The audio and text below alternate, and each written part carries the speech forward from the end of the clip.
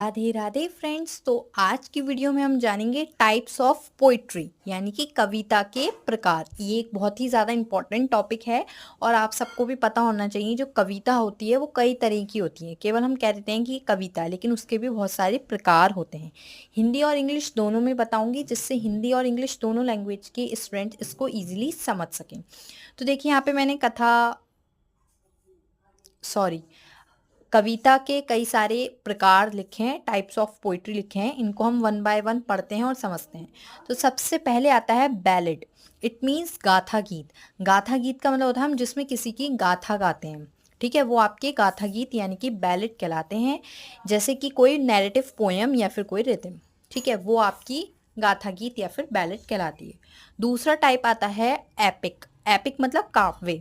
जब हम कोई भी हीरोइक डीड्स लिखते हैं, यानी कि किसी भी एक पर्टिकुलर पर्सन के अच्छे कामों को लिखते हैं, तो वो आपका काव्य बन जाता है, एपिक बन जाता है। जैसे कि रामायण और महाभारत एक बहुत अच्छा एग्जाम्पल है ये।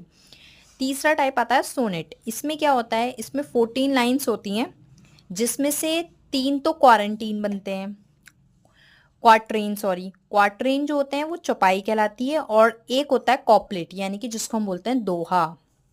ठीक है, तो इस तरह से चौपाई में 4 लाइंस होती हैं, और इस तरह से 3 चौपाई हो गई तो 4 3 जा 12 लाइंस हो गई। और दोहे में 2 लाइंस होती हैं, कोई भी एक दोहे में 2 लाइंस होती हैं, तो एक दोहा है यानी कि 2 लाइंस है, 1 2 जा 2 लाइंस। तो इस तरह से 12 और 2 14 लाइंस हो गई हैं आपकी।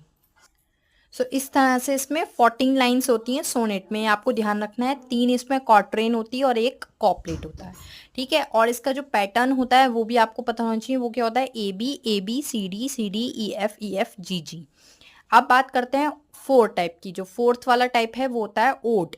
कसीडे इसको हिंदी में बोलते हैं। इसमें कोई भी लाइन फिक्स नहीं होती, कितनी भी आप लाइंस का बना सकते हैं, नो फिक्स लाइंस। और इसमें होता क्या है, इसमें पोएट एडमायर्स समवन और समथिंग, मतलब जो कवि होता है वो प्रशंसा करता है किसी चीज़ की या किसी इंसान की। ठीक है, तो यहाँ पर अगर आप ओड लिखते हैं किसी के बारे में या किसी चीज़ के बारे में प्रशंसा में लिखते हैं, तो वो कहलाता है ओड।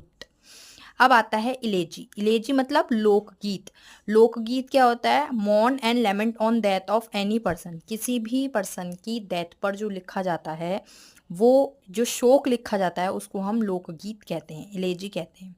फिर 6 आता है लाइमरिक। लाइमरिक में क्या होता है, सबसे पहले इसका पैटर्न पता होना चाहिए, ए बी बी ए। ठीक है, 5 लाइंस होती हैं, 3 लाइंस बड़ी होती हैं और 2 लाइंस छोटी होती हैं। 5 लाइन की होती है, जिसमें से 3 लाइन बड़ी हैं, 2 लाइन छोटी हैं।